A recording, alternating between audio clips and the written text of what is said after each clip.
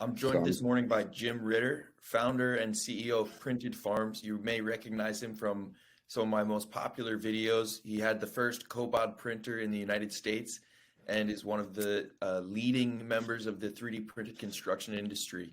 Jim, how are you this morning? very good. Thank you for that.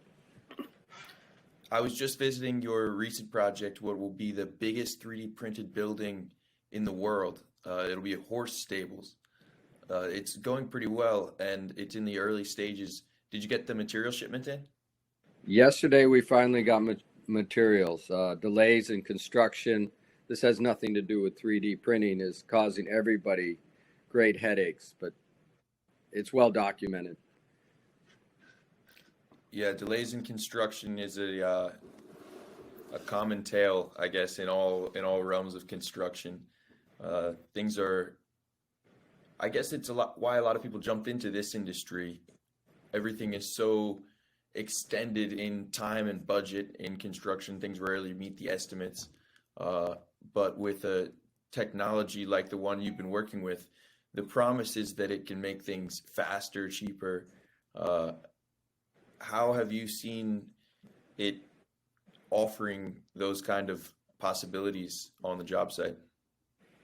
Well, in the future, it's quite possible. I mean, it's going to happen, and the problem is everybody's putting faster and cheaper, and we're not a scaled-up industry. In fact, we're not even an industry yet. We're a minute part of a $4 trillion industry. We're pioneering everything. So we push more the sustainability and the stronger structures, especially South Florida. If you just followed Ian, and we lost 130 people in that storm. So this is a real threat that we need better, more sustainable structures. And this is what 3DCP can provide, because we're using stronger materials at about the same price of a scaled up industry. So in effect, we are better, but the way people perceive it, they're comparing apples to oranges. Yeah, and it's a new technology. I mentioned you had the first cobot printer in the United States. What was the learning curve like figuring out how to operate the system? Well, we're still in the bottom of the curve. We're still learning a lot. And we're doing that by building. And to get these buildings off the ground through permitting and that, sometimes it's easy, sometimes it's not. We have a little bit of a thing with these non-residential agricultural buildings in Florida that we can build outside the building code, even though we build better than the current code. Our buildings are stronger. We still have more leeway to get started. And that's one of the reasons we're doing this project. So we can be doing while other projects are in permitting phases and everything else. And yeah, every time we get on a job site, every time we run into a real problem, that's why we do real construction, because that's where you find the real problems. You can sit in a building, or you can make test runs, and we've done this before. Everything is perfect. You get on a real job site and it doesn't work. So we're constantly evolving our building techniques so that we can pass on a turnkey solution to the GCs and everything. Okay, this is what you do when this happens. This is what you do when that happens. And the only way we're going to accomplish that is getting hundreds and thousands of people out there with a machine building. Because it's not one person's going to come up with this magic formula and create this way of building with these machines. And every environment, whether you're in the Northeast, the Southeast, or you're in Africa, every environment has a different twist to the same building method because of the environment. Yeah, that's all very true. And it lends to some interesting factors like the regional construction companies. They're not really competing with each other. They have a different set of IP almost in terms of their print process will be different from a group in a different region. I think it's your words are illuminating for a group that might want to enter the space now or just enter the space and expects to get a product out of the box like a MacBook where you just press go and everything works perfectly. Uh, the R&D effort, how have you prepared your team to be best suited to R&D on the field? Well, that's the fun part of it. because I've been on other construction sites with a lot of different subs, and people come in and a large numbers of people, and it's a whole different environment. We have a small group of 5 to 7 guys, depending on the size of the job. Everybody has their specialty or their part, but they're all interconnected. So there's a little more camaraderie. There's a little more, I would say, yelling at each other when things go wrong, which is part of construction. But everybody has to have a sense of what the other person is doing. And everybody's in it in the spirit of developing. They understand that we're going to have some headaches or some downtimes, and everybody's into it. They're great people, and I get a lot of interest. I have a kid in England playing with a 3D printer who wants to come over. I just got somebody out in California for the cement. There's a huge interest. I mean, there's no question. Just from your videos, you know that. Just go online in this industry, and it will grow. It's just this fantasy that you just, like you say, take it out of the box and poof, the whole house appears. I have people who say, oh, I want to print the kitchen. Well, our material is good for printing walls, but it's not good for printing a kitchen. If you want to print a kitchen, which is done by some very fine 3D people with different materials or even cement, well, go to them, prefab it, drop it in. We're doing more and more on the site prefabbing as part of the solutions to building buildings.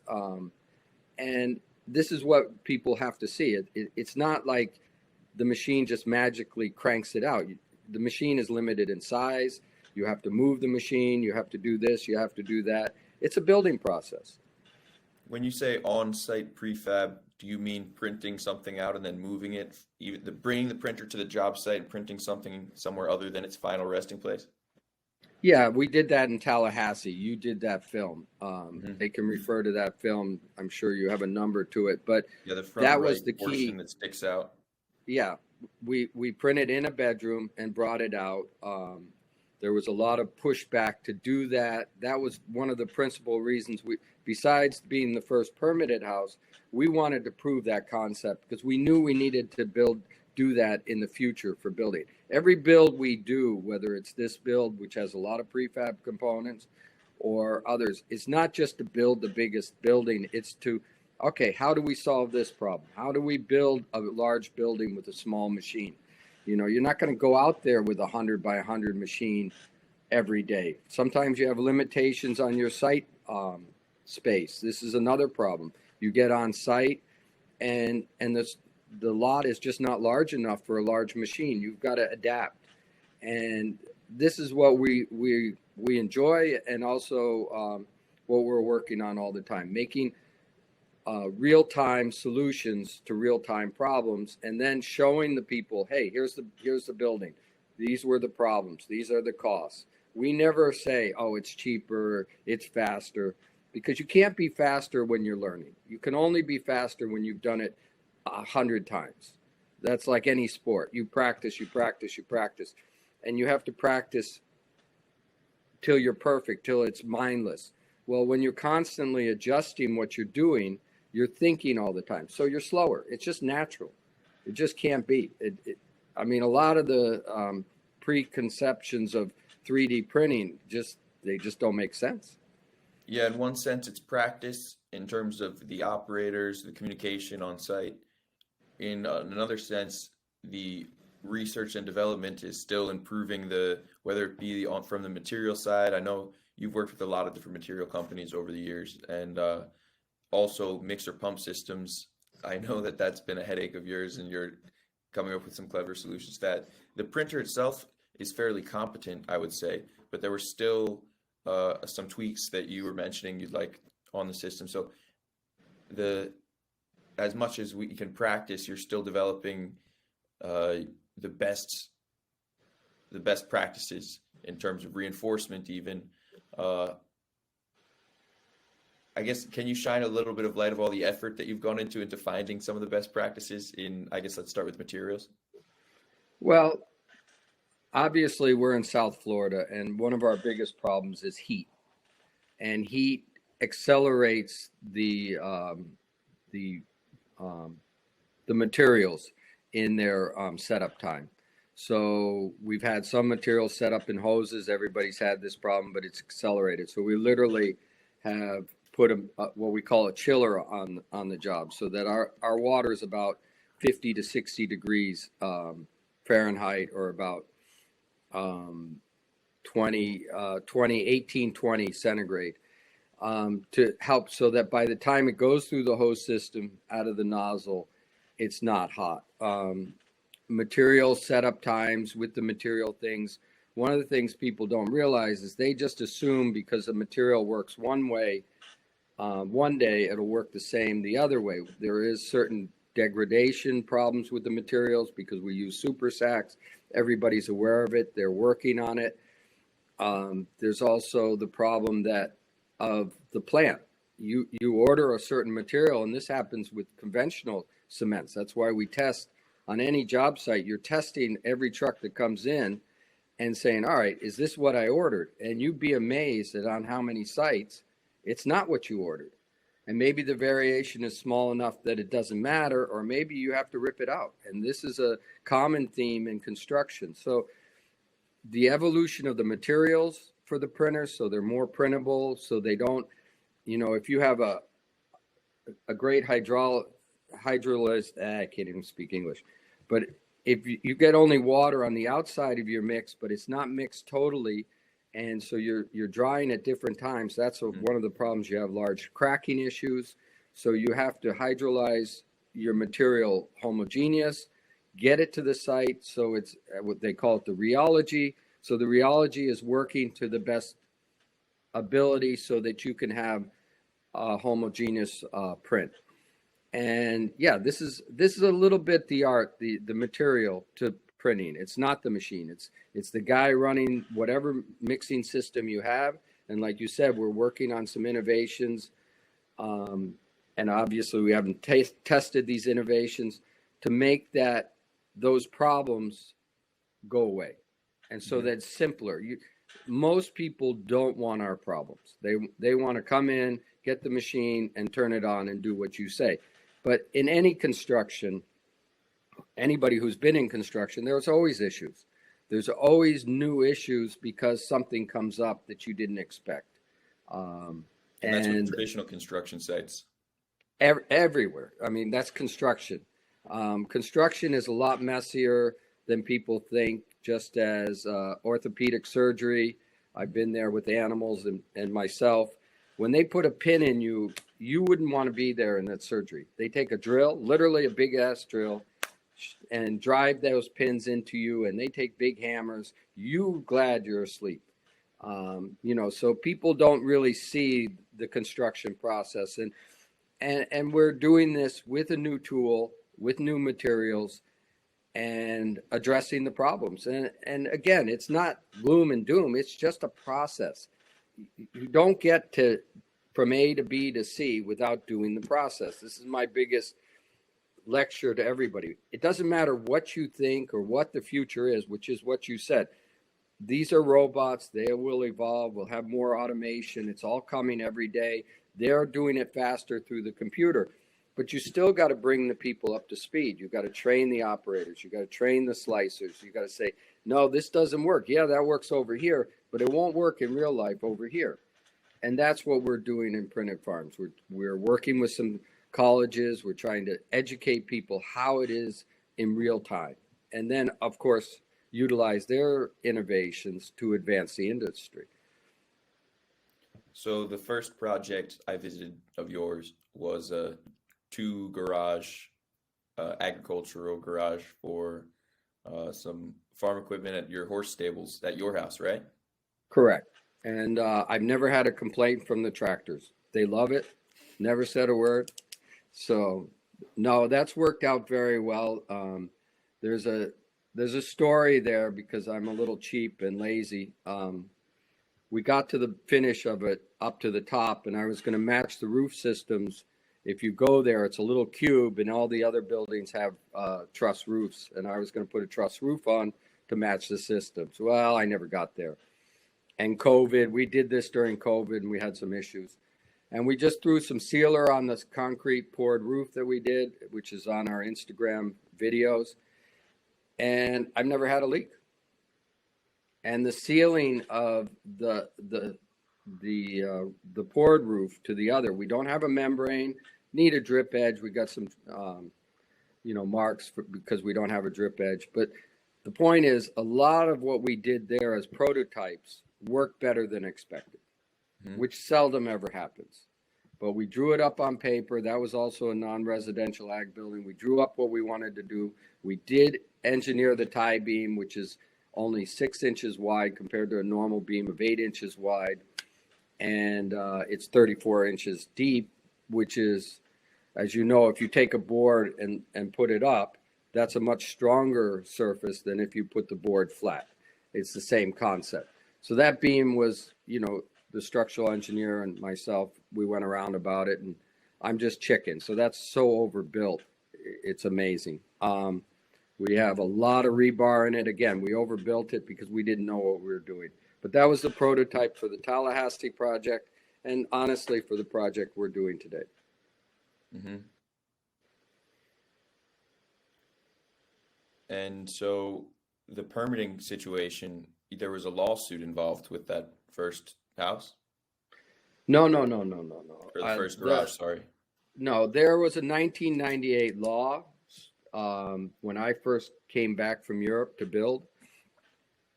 It's a long story, but basically the village went after me and refused to follow the law. And the law was from 1998. It's the Right to Farm Act, which allows us to build outside the building code, non-residential agricultural buildings. The village just wanted to assert control. You see it in modern politics today. We won. So I can go in and build you, if you have our zoned agricultural and you are building an agricultural building under certain scenarios, I can go in there and build in 3D CP, and I don't have to go through the permitting process. But what we did with the shed is we set up a system that allows you to get through the permitting process. And that worked in Tallahassee. It's working. We're going to do a very large luxury house in Lake Worth. And so far it's been working going through that permitting process. And so because there's a misunderstanding with code. Code will evolve as buildings are built. You're not going to come up with a magic formula and get through code. Every building will have its uniqueness in that. So as we build more buildings, why we're pushing people to build is that will push code so that you have that answer, so that when you go to the city, they can look it up and say, oh, okay, your drawings meet this code, and that code was evolved over this period of time. It's, again, the process. You're not going to make code happen in 1-2 years. It's going to take 5-10 years to get the code for all these buildings using 3D CP or additive manufacturing systems. Yeah, that makes a lot of sense that you'd see it pop up first in fringe scenarios where you have to go through less processes, and then based on the data collected from those situations, taking it into residential areas, highly populated areas. And we've kind of seen that occurring already. One of the big things that was unique about your printed garage project is the stucco job you did was one of the first in the industry. Now you've adjusted your wall finish texture substantially. Can you talk a little bit about that? Yeah, what we did originally, of course, is our nozzle was a different system, and we've gone from a 3/4 inch print to a one as high as a 1 1/4 print. We had some issues as we go thicker with the cracking issues because it doesn't dry uniformly. But what we did is we're dealing with the mortar mix. There's 2 systems coming out with 3D CP. And one is using concrete and doing your own mix, and one is using the mortar mixes that are pre-made, what we call a dry mix. Dry mix is a more expensive system, but what Printed Farms has done is not made the system of printing cheaper and faster. We've taken out different trades in our process as we're printing by putting in the boxes, putting in the conduit, putting in insulation, putting in the rough plumbing, your vents and everything as we print. so that by the time we're done, we call it a closed shell system. We've done 3 or 4 trades. So to come back to your question, what we've done is we've innovated the nozzle so we have a smoother print, and then from that we can smooth it by hand. In the future, we would love a robotic arm to do it. And actually, if in the future, if we take a more set up system, let the walls set up a little bit more and use a robotic arm, we can literally make the wall stronger because of the rheology and everything else. Of course, we're not there yet, so we do it by hand. But the other adaptation is then all we have to do is a skim coat and we're done. Whereas the finish coat that you saw on the shed, that was a week process or more with 4 or 5 coats, because you got to do your base coat, then you got to do another coat, and that's got to dry and finish, and then you got to do your finish coat, kind of like drywall. So we've taken 2-3 steps out of the stucco process. Yeah, the texture that you're left with from the printer is important not just for the aesthetics, but also the cost. A skim coat uses a lot less material than the garage that you did when it's your first print. The layers aren't all even like they are with the stable. What was the stucco expense like for that garage? Well, that was 674 square feet, and that's, a year and a half ago. We finished in January of 21. So you're looking at, that was a $10,000 prospect, depending on your area and your costs and your labor costs. And this is another thing to keep in mind when we're doing this. We're always taking in different factors to make that print more cost effective. Whether we do the form for the thickened slab on a small print, or like the stable, it was so large, so we did conventional footers. So again, you've got 5-7 guys standing around, or not standing around working, but when the machine's working perfect, a lot of people are standing around. So you have the ability to be making the walls happen. Because it is very similar to stucco, we can have almost the same finish as the stucco finish. And combining that with, say, a sand paint mix and some other things, you can have a very nice finish, a smooth stucco finish. If you wanted to make it look like shiplap or something and you had to bring in beads and everything, well, at least you have a flat surface to start with so that they can do it. Again, you save a couple steps. The other reason we do what we're doing is we take sheetrock and interior walls, we print the interior walls. So now we can come in and plaster, whether it's a curved wall. Somebody from Miami sent me a wonderful drawing of a house. They call it the Cloud House. Fantastic thing. There isn't a straight line on that in this whole building. Well, if you had to sheetrock that would cost you a fortune. But we can come in and just plaster, and we've done some tests on some curved walls. I don't know if we posted it on Instagram, and it just, smooths out and you have your finish.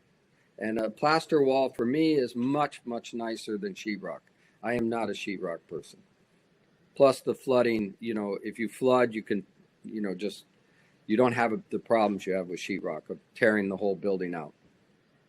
Yeah, your Instagram is at Printed Farms if people want to go check that out. And it's in Florida, you have an interesting set of parameters you need to be prepared for in terms of hurricanes, potential flooding.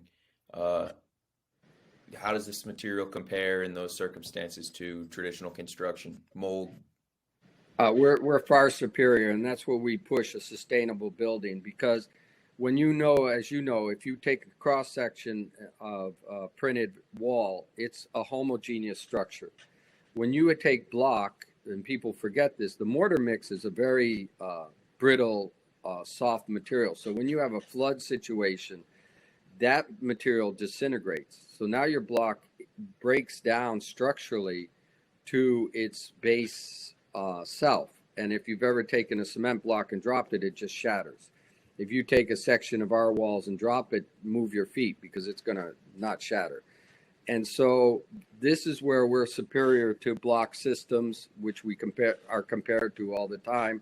Obviously, a stick house or a wood house, we're far more sustainable than those systems. And our material tends to be almost impervious to air movement, which gives us a tighter insulation factor without any insulation, because your R factor is basically the air movement through the building, the transfer of heat and cold. Well, because our walls are so dense and impervious, we have a big mold issue in Florida with block. We haven't seen that yet. Of course, we don't have buildings around for 10 years. We don't have this transfer of heat and cold. We've seen that in the shed. So our R factor is much higher, even without insulation. And then, of course, the water doesn't get in because our material is almost impervious to water intrusion. We're going to do a pool on our next project, printed above ground because we can't print underground yet. And we're going to use the material to print the pool because it's perfect pool material. How do you see your business, Printed Farms, evolving over the next couple of years as you continue testing different kinds of projects, and then say 5 years from now or 10 years from now when it's achieving more scale? I think we'll look like cavemen in 5-10 years because of the way the computer works and everything, and Cobot and all these companies can solve these problems so quickly with the computer and magnify it. It's kind of like Tesla.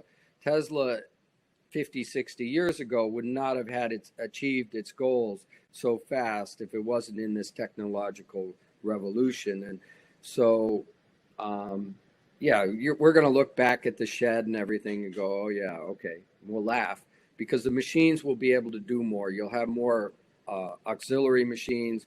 You'll do it better, faster, and hopefully more sustainable buildings. So what you'll see is to use the electric car model. That's only 1-2% of the car industry today, but you see them everywhere. That's kind of what you're going to see. As I said to you the other day, what are you going to do when it doesn't become news to print with a 3D printer? That's what we want. We want people to go, oh yeah, there's a 3D printer printing a house, and go, oh hum. So that's what I see in the next 5 to 10 years. It's going to become commonplace. Obviously, there's trade magazines and all the problems will still be evolving, but people will be accepting it and utilizing it more. It's not going to instantly replace block. It's not going to instantly replace what we call stick houses. There's going to, or tunnel form or anything. There's going to be lots of building methods. We're just going to gradually erode into the industry. And as the block industry already knows, a lot of people manufacturing it, people like Perry who do forms and that, they know that gradually this is going to replace those other systems. Yeah, already I've seen some effect of certain 3D printed projects are boring at this point because I've seen so many of them. So it has to be something new, like yours is the largest. That's an exciting new development. And so it's I'll constantly be chasing whatever's new, and whoever's working on pulling their hair out with R&D and the blood, sweat, and tears of innovation, and whoever's on the cutting edge, I'll be filming their work. So I look forward to the day where I drive past a construction project and I see a printer that I was just totally unaware of. Right. Well, you're going to see that. And it's just endless innovation. I mean, just think of the car from 1920 or 1915 and the car today. I mean, we literally sit in a computer. So that as it evolves and as these, the job sites evolve, it's going to get safer. That's one of the things we're working on. By pouring with the machine on the top of a floor or the roof, we take people out of that equation that usually are stomping on your rebar that you just laid to the inch, so that your building is strong.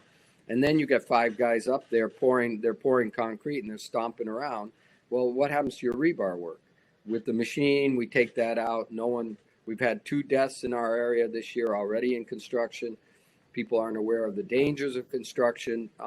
So we're trying, by doing that and using the machine, we're making it a safer environment. There's a lot of things that 3D-CP, these print machines, are going to bring to the job site that isn't spoken about, but is more of an innovation than just cheaper and faster.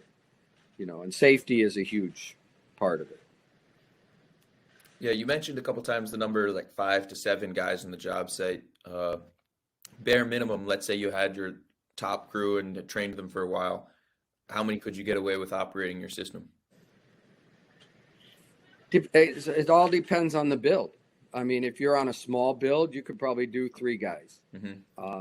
But on a build like what we're doing, when you're laying the ladders and that, one of our innovations is, basically you have the columns that support your beams, that support your roof.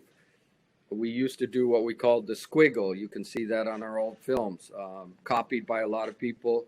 Alquist, we showed how to use when they printed their Virginia building. Their people came down, we showed them how we did the shed. Well, that's antiquated. Now we have a whole new system that we do. It's a little proprietary, but we literally have been inventing how to do it on the job site you saw. What you saw, we've already changed. Now we have a whole new way of making those columns, and we're going to be doing that in the future because we just did the prototype. So that will make the whole process faster, because we're not doing, every time you do a curve or that, you slow down the machine. This way we go faster. So there's a lot of innovations that we're trying to do to make the process faster. And one of the things that people don't take into account is the day downtime. If you have 5 rainy days, if you have this happen or your materials don't show up, you have to catch up for those day downtimes, because that's the cost in your project. You can't not pay your people. You can't take the machine down like that and just ship it over for a day or two and then come back. So your down days is your biggest problem with building with such large machinery, where you got to put it on site and everything else. And we have ways in the future, we can do another video. Hopefully when we get our second machine, we're going to show you ways that we mitigate that problem, where we can catch up on these day downtimes, because you got to look at the total cost of your development, not just the 3D CP cost. Oftentimes they only quote the cost of the print material. They don't quote all the other concretes that go into the building process, the downtimes, things like that, material, machine breakdowns. When I started this project, every machine broke except my 3D printer machine. That was running. My telehandler broke. My generator went down. You name it. So this is typical building. Yeah. What broke the telehandler? There was some wire, some safety wire that, as the machine jiggles, it's a used machine, and it came off. And we're standing there can't turn it on. We had to hot wire it. And now we know that. Now we can find the wire. I mean, this is building. And, there is no magic bullet when you start different techniques to building. This is what I'm saying. Everything has to be integrated again, even though you're doing the same process. We still build with vertical loads. We still have foundations.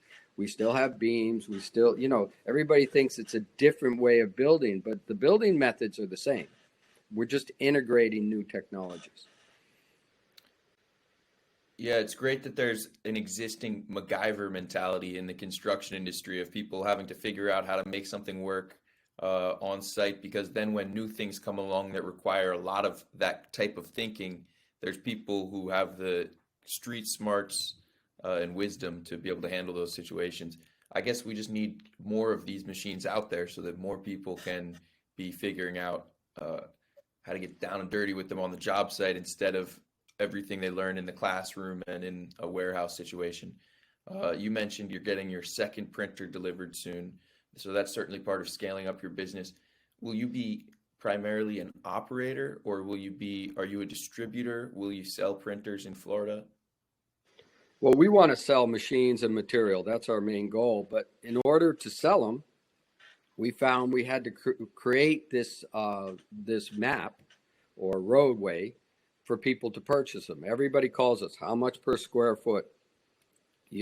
What's the return on investment? We have a 3-year return on our investment we finally calculated. So only by doing real projects are we enabling people to want to do what you say. And we call machines boots on the ground. We need boots on the ground. We need people printing. There is no shortcut until you see 1,000 machines out there. And that's not a large number of machines. It would take 10,000 machines to meet the demands of 125,000 houses a year in Florida. All right, just do the math. And so people don't understand. Me with one or two machines is just a blip. We need those machines on the ground, and they're expensive, and it doesn't matter if we had all the answers, which we don't. People still look at new ways of doing it. The construction people, that's developers, GCs, they're leery about going that way. They know their profit margin and what they do. Why should they leave it? So we have that cultural thing. I think the biggest problem we have with 3DCP is the cultural thing, not the doing.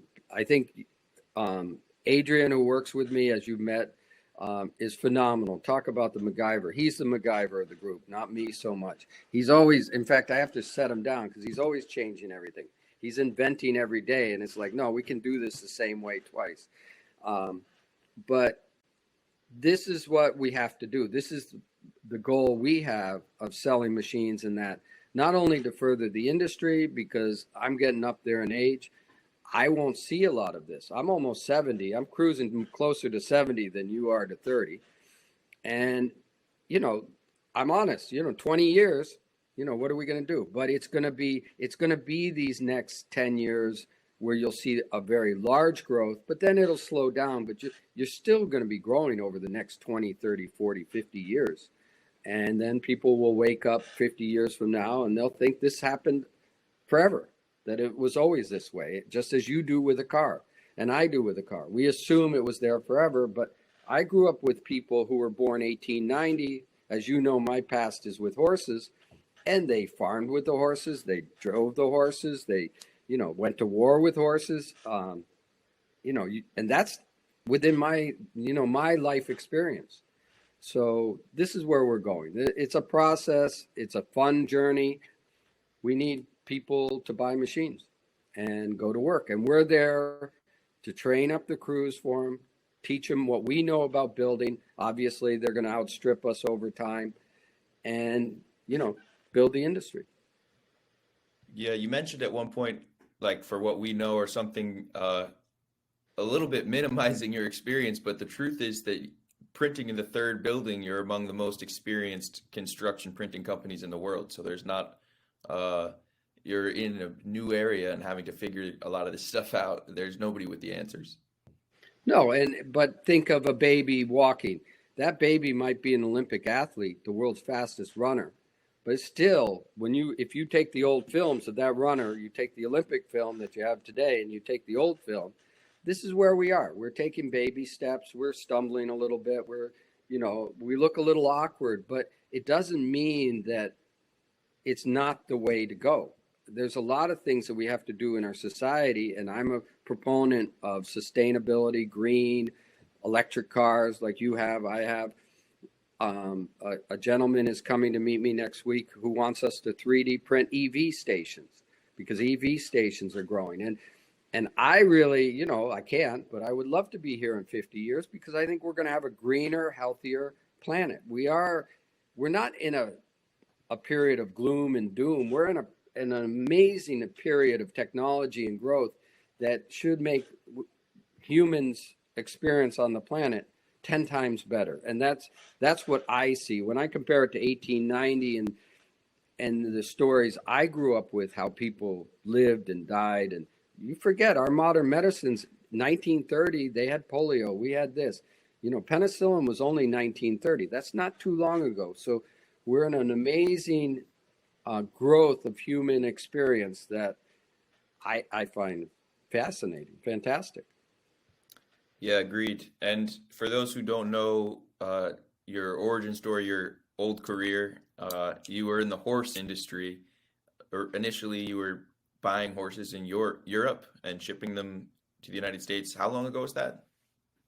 Well, I started in 83, which is almost 40 years ago now, importing horses. I was one of the first doing that, though there were people previous to that.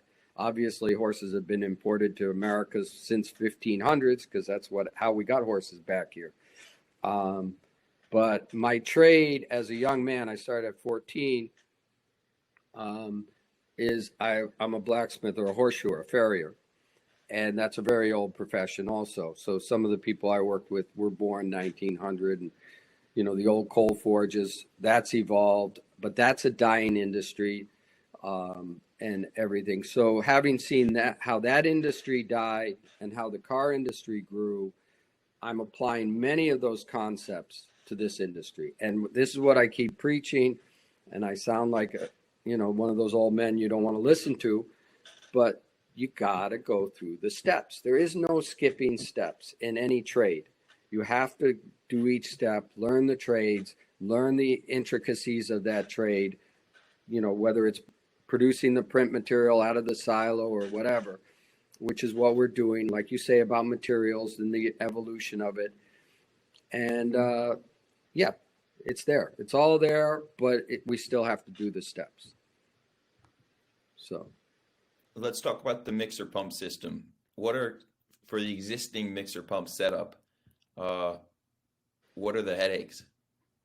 Well, our first headache is for our dry sack system, we use super sacks. And in the high humidity areas like Florida and everything, we have a lot of humidity problems attacking the sacks, why they sit waiting for being printed and everything else. Mm-hmm. So obviously we got to evolve to a pneumatic tanker system so that we get rid of these super sacks. It'll lower cost. It'll be bulk deliveries and everything else. One of the great things about what we do is we know how much we're going to print a day. We can calculate it on the computer, have that amount per day, and run it through the system.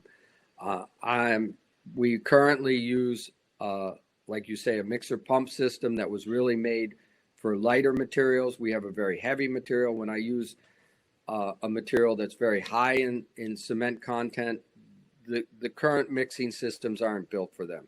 We've come up with a system that should mitigate that, so we can go not to a cheaper print system material, but a better print material that's higher in cement content with a higher PSI. Mm-hmm. And that would have military applications. We've sold some of it to the military and other applications because there's many applications with concrete. It's not just residential houses. And so these delivery systems have to be upgraded and work for the climate you're in and be simpler and cheaper. And we're working on some innovative ideas, but until they're tested and again, put in process of building real buildings, you can't say that system works. A lot of people are inventing things and saying, oh yeah, just do this, do that. And as you know, in your experience with those people, it doesn't work because they haven't tested it in real time. So anything that comes through Printed Farms that we either innovate or somebody else innovates, like our machine, we put it through a testing period. One of the things with our machine, it's the only machine I know of that sat outside for 2.5 years. It never goes inside. It just went through the storm part of Ian, not the hurricane, but the storm part, the tropical storm, and it started up the next day. And it was pushed around. We had some high winds. We had definitely very heavy rains, and she fired right up. But then they didn't deliver my material. So, Yeah, it's good on one side, but there's always something that comes up. Yeah. Rains on the parade. So, no, we have the technology. I just want more people to utilize it. Yeah, one thing you alluded to is that you aren't going to be using an off-the-shelf mixer pump system. You'll be developing your own solution. I know you don't want to get into the details of the IP behind that. Yeah, this is to mitigate the heat, humidity issues and the rheology issues we have in printing. Mm-hmm. We use e-cure on our walls, as many people do, to help get a better curing process. Obviously, if we're there smoothing the walls and everything, we're messing up the curing process. We should leave the walls alone a little more. That's another problem. So for every solution, you create a problem. Mm-hmm. And that's that is part of the process of growth. If you solve something and there are no further problems, you're there. And it never works that way. So every time you think you solved this problem, now you've created 2 other problems, whether it's a curing problem or a delivery problem or something else. So we feel that we've we can come up with a system that solves the super sack problem where they're bulky, they're dirty, they're hard to handle, they're dangerous. You're lifting these things up into silos. If that dropped on somebody's head, you're going to kill them. I mean, so everybody agrees with that. So we want to go to tanker systems that are already available, and other common systems. We try to use common construction systems to solve our problem. We're not trying to reinvent the wheel. We're just trying to adapt the systems that are out there so that we can utilize them using this technology. Yeah, that makes a lot of sense. Most people think of concrete, it gets delivered in a truck. Even though what you're discussing is not a wet mix, it's still inching closer to something people are accustomed to rather than having a whole batch plant on site mixing or just mixing by hand. So if you had developed the perfect mixing pump solution, would you sell that to only your customers? Would you sell it separately? No. That would be sold again. At the rate people are taking things, everybody would steal it and run the other way. You can't. It's not about it. It's about innovation and brand. But in a $4 trillion market, everybody has their piece. Actually, we're moving more. If we ever keep developing, it's all going to be luxury homes, which is opposite what everybody does. But to be honest, as a business model, you have a larger profit margin. You can absorb mistakes better. Luxury homes make more sense at this stage than when you go into low-income housing, which is a better solution to many problems and helps everybody. But your margin is so small, you can't afford mistakes. And so as a business model, we shy away from it. But if we come up with these systems and we sell them on the market, obviously we're going to have our part of the market, but somebody's going to take that system, adapt it to somewhere else and call it their system. We know that. It's like Tesla isn't the only electric car on the market. He took his patents, he gave it to the market and said, here to develop the industry. Why? Because he sells batteries. We're doing many similar things. We want to grow the industry because if we don't, we're only shooting ourselves in the foot. To hold on to your all your knowledge, and some of the companies want to do this in cloak and dagger and secret and you can't see this. It doesn't help the industry. We have to be transparent. We have to show things. We have to protect ourselves to a certain degree on certain issues. So I'm not going into detail here, but overall, if the industry is going to grow, we have to be honest. Okay, there's a lot of problems, but there's a lot of upside. Buy a machine, go out there. We're getting paid for this project. It's a cost plus project of 20%. We're not going to lose money on this project. So if we can use this model, you can use this model. You can go out there. I can get you clients. We'll pay you cost plus. We can mitigate a lot of the problems so that you don't start in the hole, but you're not going to make $1 billion in a week, which is too much of the people I meet. They want to get rich quick, and it's not going to happen. Yeah, I think it's maybe part of the initial allure to 3D printed construction is the idea that you press a button and the machine works for you. Maybe people think of it as some kind of passive income, potentially, when they really don't know what's going on. I think that was part of what initially got me interested in it. It's just the concept that you print a house and you sit back and drink a Mai Tai, and then the house is done and you enjoy your night of sleep. But everyone involved knows it's not quite like that. It's an interesting concept. It seems your business model will be, if I could sum it up, guiding people towards navigating this new industry. Well, our business model is clear. We want to sell machines. If we sell 10,000 machines, I'll be honest with you, I won't be sad. That's just Florida. I mean, you got to see the scope of the millions and millions of cubic yards of material that we could sell to the industry. I mean, obviously we're working with people developing, but we also want the exclusives. We're talking to different companies. Hey, I want to sell your material for you. That's Printed Farms' base model. But again, Printed Farms has to build in order to show that it's doable.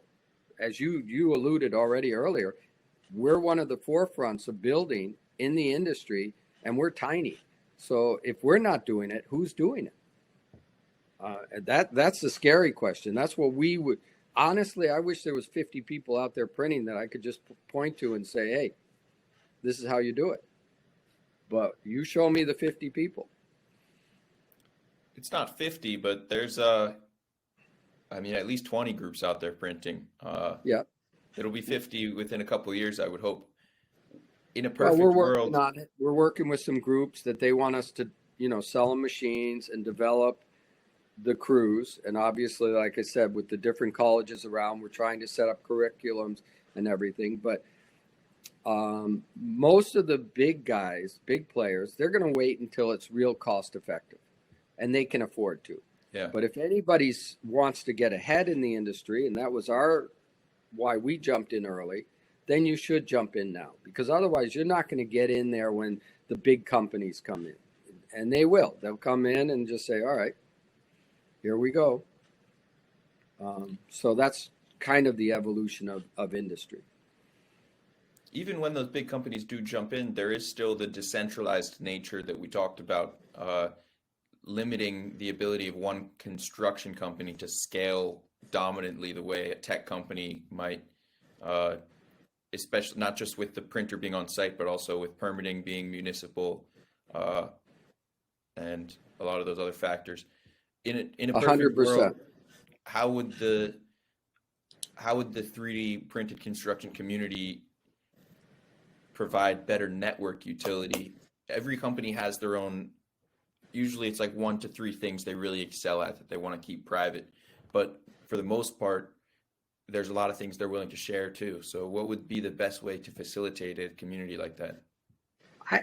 I go back to my original model: boots on the ground, get a machine and print.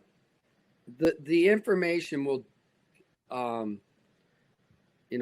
dissimulate, or it's too early in the morning. I can't talk this morning.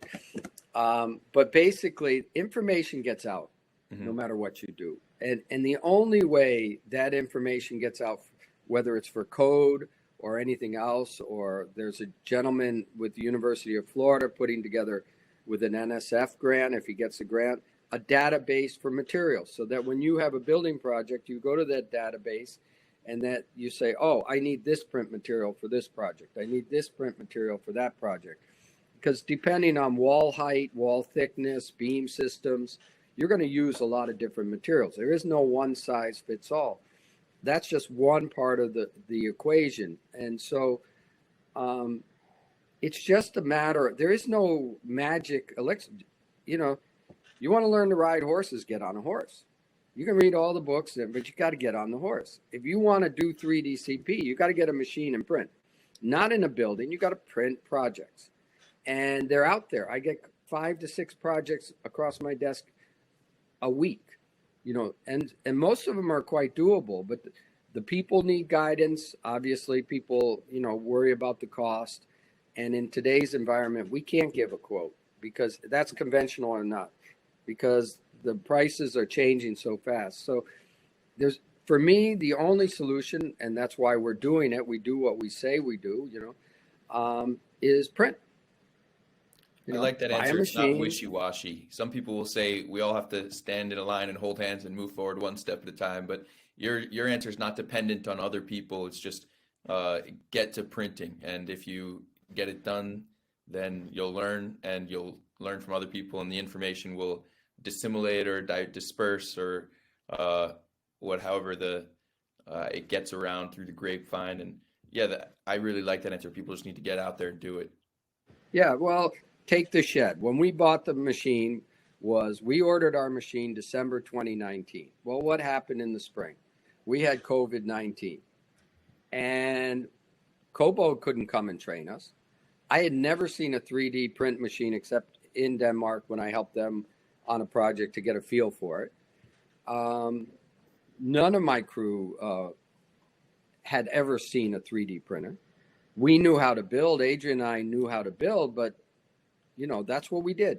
We didn't have, I said, all right, we're going to do this, this, and this. We did it. Not great. We made a lot of mistakes. I could catalog them. And that's how we learned. And ironically, what most people were telling us, because we didn't know, we did 180 degrees the other way just to make it work. And that's how we are in the position of building that we are. We did things different. So I don't want to tell you how to do it in your area. I want you to go out there and do it. And if you have a building concept, you're going to innovate more and everything else. As my English teacher said, when I went to university, English 101 isn't over for you, because he didn't like the way I utilized the English language. But that's how a language grows. He wanted a homogeneous, everybody does it this way, or these companies develop, we're gonna corner the market on. No, that doesn't work. It's what you said. It's a decentralization. At this stage, it's the fun stage. Get out there, print, look at your mistakes, correct your mistakes. Obviously, with Allquist, we didn't say to him, no. I have a developer out of New York said, I want to buy a machine. Okay, if you want to buy a machine, why don't you come down here and see how we do it? Because he wanted to rent one. I can't ship a machine to New York. But all I'm saying is, okay, here, come, get on site, see what it is. If you're, we want people to come see the realities of it. Yeah, and what does your ideal customer look like? Somebody with a lot of money wants to buy a lot of machines. Ready for cost plus, or that would be construction. No, you're looking to sell machines. I think there is no, there's no profile yet of the ideal 3D client. When I went to Kobo, and I wasn't a huge company, Henrik, the head of Kobo, kept saying, where's your money? Where's your money? I said, don't worry about it. And as you know, I was one of the innovators who came in and just got the machines. So it's all about the individual. If they can raise the capital, if they don't have it, I'm all for that. If they have the capital and they want to play with it, I'm all for that. I just see a great reluctance in people today to take risk. They talk a big story, but they don't do it. Just do it. Quit talking, get the machine, and print. So initially, when you first got the printer, what was the support from Cobod like? Well, they tried, but nobody could travel. We put the machine together wrong. We had to figure that out, put it together right. We had to learn about G-code slicing. That had to be all done, from out of Denmark. What we know today is totally different then. And with Kobo too, we were the innovator with their machine. We put their machine in positions it had never been in before. Left it outside, humidity, wet. So they had to adapt their machines. Their machine today is not the machine we bought, not just because of what they innovated, but also what we told them, hey, this is what you need for a building machine. A building machine has to be very robust and everything. So, we pioneered a lot of stuff just because of the conditions. It wasn't Kobo's fault. Just COVID shut everything down, as you know, and people couldn't interact except by, Zoom and stuff like that. Yeah, and so when you are able to sell printers, is there a plan for the type of support that you'll be including with the contract, or is there an option for extended support? Yeah. Of course, we when somebody comes to buy from us, we say we'll help train their crews, and our training program is adapted now because we have enough business that their crews will train on the job training. We don't do it in a classroom. They come on the job, they're on the job, and we show them the whole thing. And that's how we want to train the students and everything. Yes, there's some classroom work and that, but basically it's, hey, this is the reality of it. This is real time, go from there. So we train the crews using real projects, and we have, between the two projects, we have booked now probably 8 months of printing. Mm-hmm. And then, obviously, we help them with the machine and say, don't do this, don't do that, because we already did it and it's wrong. But there's still this process when they get the machine where they got to go through these steps. And, and everybody does. You're just not going to get a machine and it's going to be perfect day one. Yeah, as the market's shifting and we see some PE compression, do you think we'll see an increase in mergers and acquisitions in 3D printed construction? Oh, that's beyond my knowledge. That's way out of my league. I have no clue. Um, I'm sure, obviously, like any industry growth, as people come together, you're going to have different people using different skills. And obviously, if it's cost effective or there's a profit to be made, all those things are going to happen. But again, you're way, way ahead of where we are.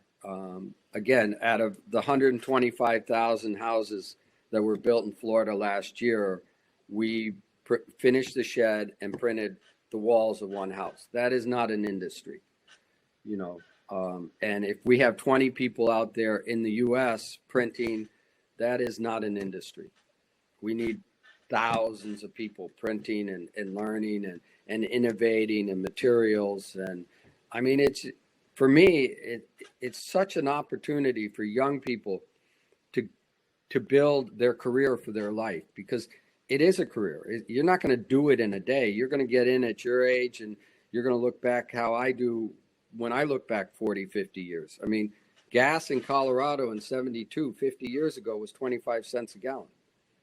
You know, I remember that, you know, and that's ancient history.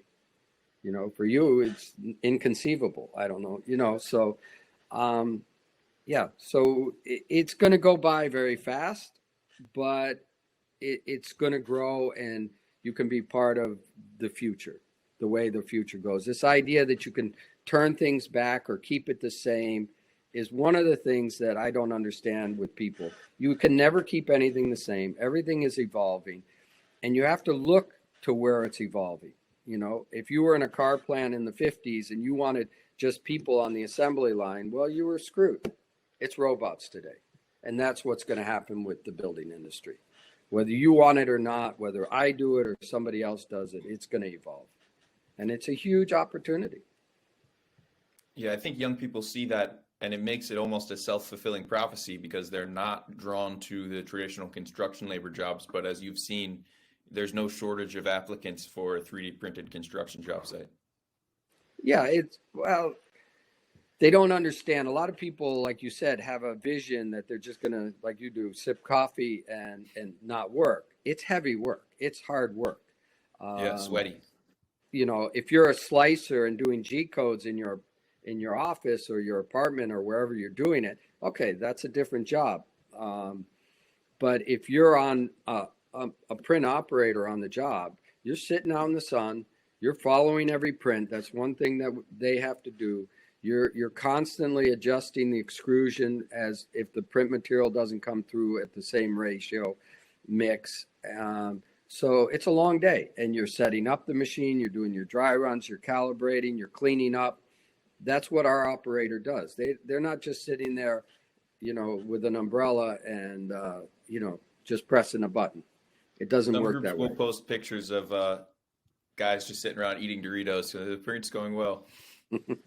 Yeah, I mean, you can do that for a minute, and then you turn around. The minute you get into that, and we've had this happen a lot, we're all standing around smiling, and then you hear this scream, and the print material goes to hell, and everything goes wrong. You got to be on your toes 24/7. And so, Yeah, have you noticed a decrease in those events that require you on your toes?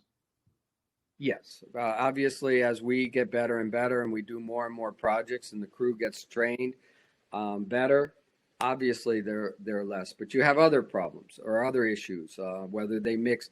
We once had a mix come to us that wasn't. They admitted they didn't blend it right, and you put it in the hopper, you start printing, and it was a disaster, and you got to tear it all apart. I mean, so you know, it is construction.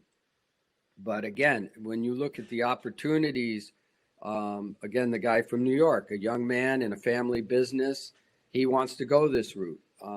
Yeah, if he can convince the rest of the older people like me to go that route, I think they will. So I see logarithmic growth in the industry over the next 5 to 10 years. I think, you know, it's quite conceivable that you will have forgotten about, you know, in 10, 15 years, printed farms. and what we did, and you'll be dealing with some other person who came up with my vision is a drone that comes in and prints. I mean, I don't know how it would be done because of the weights and everything, but somebody's going to come up with that. I mean, there's going to be innovations that make us look prehistoric. Yeah, I filmed some guys called Terran Robotics in Idaho that had, or Indiana, they had a drone. They wanted to drop Adobe mud blocks to build a house for Habitat for Humanity. They started picking some stuff up. It's tough, but there's certainly groups working on almost exactly what you described. Yeah, I mean it's because of some of the problems I know. There's a lot of innovations that are going to happen, and again, building is not constant. Depending on what you're building, you're going to have different machines. And I know Putzmeister is working on a machine that has innovations that could be fantastic, but they haven't perfected it yet. And so yeah, it's exciting. I mean, I don't know. What are you going to do? You know, if you're into this kind of stuff, you know, if you want to go ride horses or whatever, or surf, go do that. But if you're into this stuff, it's an exciting time and a great time to get a machine, innovate, and develop your niche in the industry. You're not going to go broke. I mean, what we do, one thing Printed Farms does when we sell a machine, we have a document that we sign that will resell your machine if you want to get out. We Wow. need machines. So, I mean, right now we're starving for machines. So if I can get anyone to buy a machine and they want to get out, we can't say what we can sell it for. That market's not established. But I got a call from California the other day to buy a machine because their machine got stuck on the ocean for 5 months in the Panama Canal. I mean, That horror group just started stories come printing, I out. believe. Yeah. So I think the resale market's going to grow, the lease market. Yeah, it's just huge, different avenues for people to be in design, architecture, slicing, engineering for 3D printing, the actual building, which is what we normally talk about. That's our part. You know, the crew setup, you name it. Huge opportunities. Yeah, I mean, those are all different skills that need to be taught to a whole new army of people so that they can tackle the new type of construction, types of construction. I think a lot of those things will pull over to other technologies and may work with the drones or whatever the next technology is. Just having more robotics on the job site, I think, prepares groups more for the future and however things will develop, as unpredictable as that may be. Where if you had 1,000 machines out there, you would have a service group with those machines from repairs and everything of about 100,000 people. And they'd be available 24/7. You could get Yeah, someone because out. you just think of all the people involved in all the parts, all the services, the manufacturing of the machines, the shipping of the machines, the actual work on jobs, 1,000 times 6. You know, that's not an outrageous number. Maybe 100 is a little high, but at least 60,000. You know, for 1,000, because you've got all these services. You've got the guys mixing in the plants. You've got this. It's not, you know, everybody goes, the growth of the industry, they only see the printer and the machine. Yeah. But we have all these things we need to make it work. And you know, I call them the print gurus, all the guys that are inventing these materials and tweaking them every day. I talk to them a lot. It's just this constant thing. It's a huge change from, you know, forming and pouring. And you've seen the evolution in the brief time we've both been in it. And I would say it's logarithmic. Yeah, I mean, just to paint the picture of some of the support equipment, you've got the generator, the chiller, the mixer pump, a telehandler, and that's basically bare minimum to support the printer. But nobody's going to click on a video I title with any of those four things. No, but that's the reality of it. And we're a small group. We're probably a smallest company in the industry, at least in manpower. We started with 3 guys building, and we wanted to do that to proof of concept. What we found is we need 5 to 7 guys depending on the build. But you're right. There's so many different things, and those auxiliary machinery, which we sell also, silos and everything else, is huge. To what delivers the product. And again, that requires X number of people. So we are going to, hopefully people get paid better because they're a little different price structure through this industry, better quality of life. You don't go home so tired you can't, eat your dinner.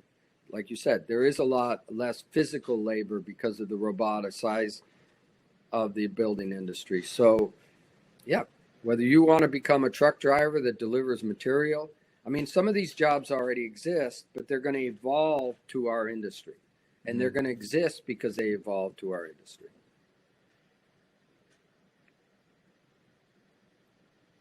Yeah, certainly. The if people are looking to invest, is that an opportunity available? Yeah, people want to invest in everything, but you have to have a product to invest in. And Printed Farms has talked to different people, and people said, "Oh, I want to invest," but we had to do these steps, and you have to do different steps, so that there's many different kind of investors. Most investors want your company ready to grow big.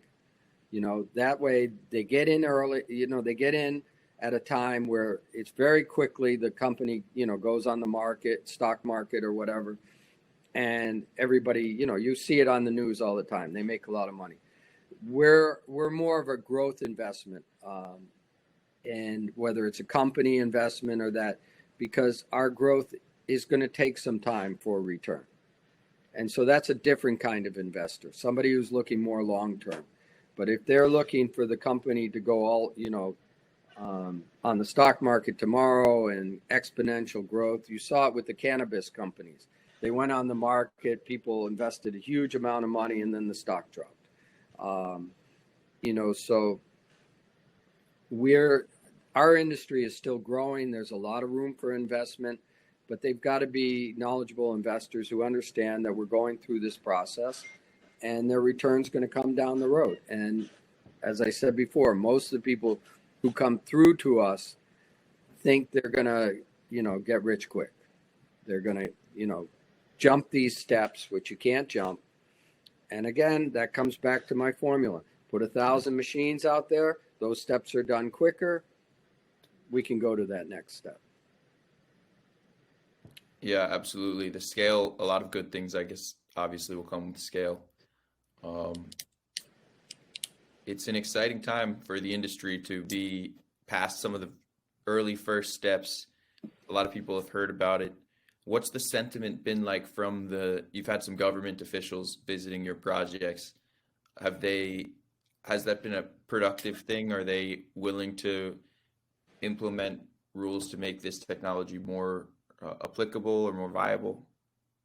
Everybody is very interested in the technology. After Ian, I literally got some calls from the state of Florida, different departments. Everybody's super interested, but what you have to know about the public sector or the universities or any .org, they're very slow.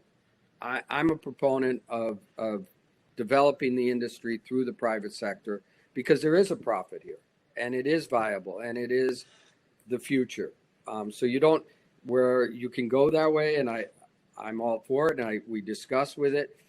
I'm not waiting for those people to go through their channels, go through the steps, go to NSF. A lot of people go to NSF and they're waiting for their grant. They're waiting for this.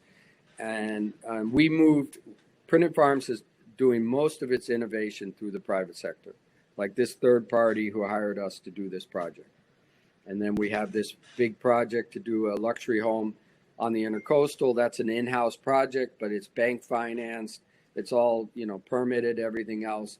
So I find the private sector is more innovative, faster, and the way to go. That's where I concentrate. I don't go after grants or anything.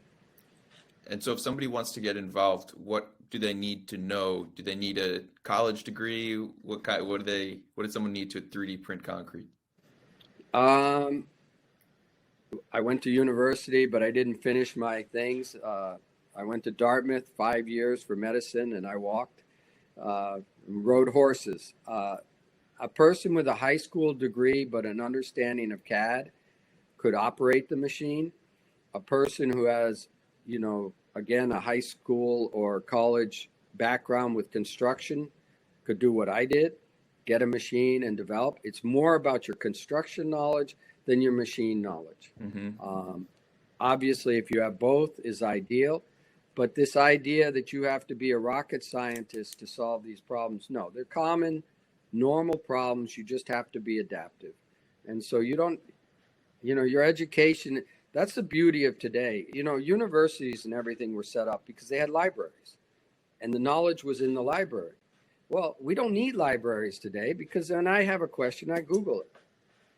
So you have so much information out there to solve your problems that even 40 years ago we didn't have with the way this information age. And that's why it's logarithmic in the growth of any industry, because we have the access to so much knowledge if we want to access it. So, universities are evolving. Now you do them online. You don't need to go to the library and sit there. My mother was a librarian, so. But we have libraries. We're talking on the library. One of the largest libraries in the world is sitting in front of me. We just have to access that information. And some people will find it through a Google search. Yeah, whatever. I mean, your videos are information that the average person would never have seen 40 years ago. How would you have gotten it out? Now we go to YouTube, we go to your channel, and we see real time all these prints, all this, that, again, it comes back to get a machine. The problem is cost. People coming up with that kind of money, these machines are expensive. But if you can put the money together, and I may say this, in the scope of things, it's not that big of money. I know it's, to some people, obviously, it sounds like a large number, but when you put it in the scope of the building industry, more money is wasted on buying the wrong piece of property than on the wrong machine. I see it all the time. You buy the wrong piece of property, you can lose more money doing that than by buying a machine that you put in a container and it's not costing you money. But they don't see it. That's the cultural aspect of it that I don't understand. Yeah, my education question was a bit of a loaded question. I mean, some of the biggest contributors to the industry, even the people developing the printers themselves, working on the really hardcore engineering, they didn't even go to university or have any kind of degree. So I've seen people from all walks of life getting involved and putting in their 2 cents. And a lot of times it's the laborer with construction experience who started doing construction at 18, right out of high school, who has some of the best ideas to improve the print or improve the processes on site. 100%. And I'll tip my hat to Adrian. He's a huge part of our growth. He's been with me doing other projects, conventional. Talk about a sheetrock ace. Adrian can do sheetrock like it's perfect. I mean, it's why I hired him in the first place. He does amazing work. But he's so into this technology and inventing so much. I literally told you I have to put a lid on it. Adrian, we got to do it 3 or 4 times before we change. We can't adapt so much. But yeah, it's more about your drive and your desire to get into the industry with these tools. Again, you can do it the other way or you can do it this way. There is no right or wrong. It's just about getting the job done. So at this stage, what does Printed Farms need the most to grow? Machines. We have the orders. We need people and machines. I should say that I'm trying to develop systems right now because we have a new machine. I'm developing a new print operator, and he's had his own 3D business for 10 years, but when it comes to construction, he's not up to speed. So, and how to utilize it. So to get these people to understand the building process so that they can, run the machines and slice and that. And of course, the people to run machines like the pump mixer systems is not common in America. We don't use them for stucco as much. There's only one person who sells, well, we use the MTech in America. So that's what we need. We need machines on the ground. We need to educate people, and it will grow itself. That's what I'm trying to say is we're not going to make it grow. It's going to grow itself by people doing. There is no shortcut.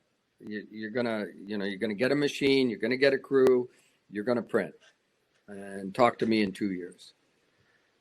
If it was a young horse, I would tell you the same thing. You got to go through the process. You can't take a young horse and make him a finished horse. However you wish it, however you push it, it becomes detrimental to the process. The less you push, the more you just go with the flow. It's a little Zen. Live in the moment, live in the day, take it day by day. You're not going to, you have these dreams, fine, put them on the shelf and deal with the daily thing. And then you'll wake up in a year or 2 years like we have and go, wow, look what's happening. So it's a daily process. It's more of like you said earlier, it's an individual thing. You got to have that kind of person who can deal with it. Definitely. And you worked at some point with a company called Sinterform. Are you still working with them? Not right at the moment. We had some disagreements on some IP property. And obviously I got to protect the interests of Printed Farms. That's what we do. But they're a very good company. They're very adept. They will go out and print, they might even rent a machine from us. Mm-hmm. But on this project, it was more contractual. But no, Sinterform's a very, very good group. He's he's been at this for a while. He eats, breathes 3D printing. And, but that's an example of someone with some knowledge, but no money. And if he can get the investors behind him, he can go out and build. And I hope, I wish him the best of luck. Yeah, it's a tough time right now to be raising money, but it's an industry that people are looking to invest in, construction technology. And I mean, I think people are getting sick of software. There have been so many promises of software-only solutions that are going to revolutionize construction, but unless you're changing the way you build, you're really just adding more complexity from my perspective. It goes hand in hand. There's stuff when the people look at the software we're using with that we have to adapt. Lift time is one. The lift time is too slow. Well, then the concrete sets up. So it's not one thing. The software's got to adapt. Everything's got to adapt. Everybody's got to, grow. And it just comes down to that simple formula of doing. We don't print the same way today that we did 2 years ago. We won't print the same way in 2 years that we do today. It's just going to evolve. But again, if you try to look too far ahead and you keep coming back to investors, what people don't understand about investing is it's not free money. It's a loan. They're loaning you the money to give them back a return. You're not paying interest, but you got to give them a return. When you look at it like that, you got to be darn sure you're going to return that money. Okay, things go wrong in industry or business and people lose money in investing all the time. But that's not the way you should treat an investor. You got to make sure that when he invests, that you can deliver the product that you're saying. There's too many people out there just trying to take money, I don't know, for whatever advantage, and that's wrong. So look at it as like a loan, whether it's from the bank. Okay, the bank comes and repossesses everything, but the investor, he's trusting your word. If we want to grow this industry, make sure the investor understands that, okay, these are the terms, this is what you're going to get back, this is where we're going, and that they knowledgeably say, okay, yeah, I'm all in because I think it's going to get there. And that's good. And when you don't know what you're doing, it's harder to tell the investor, oh yeah, this is where we are, because we're still doing a lot of innovative things to get to that step. You ask about us. We're not really Printed Farms even at the seed level for an investor. because we haven't established enough things in the industry to say, oh yeah, okay. And I know there's a lot of 3D companies that have raised hundreds of millions of dollars, but it's just not the way we do it. We look at the investor as a huge part of the family, and we're not looking to take their money and run. Yeah, in an industry filled with a lot of snake oil salesmen, it's refreshing to hear your, I guess, honest perspective and not putting too much icing on the cake. And you did a great job telling it how it is. It's an exciting industry with lots of future potential. There's still a lot of work to be done, and it's not a get rich quick scheme by any means. Just one day at a time, get up, go to your machine, print your building, take it down, take it to the next job. And that's what we offer people who buy machines. I literally say, I will feed you the jobs in the state of Florida. We have, like I said, 5 a week, and we're trying to get those people up to speed. I have people out in New York City who are going to build in Miami. I just gave them an architect.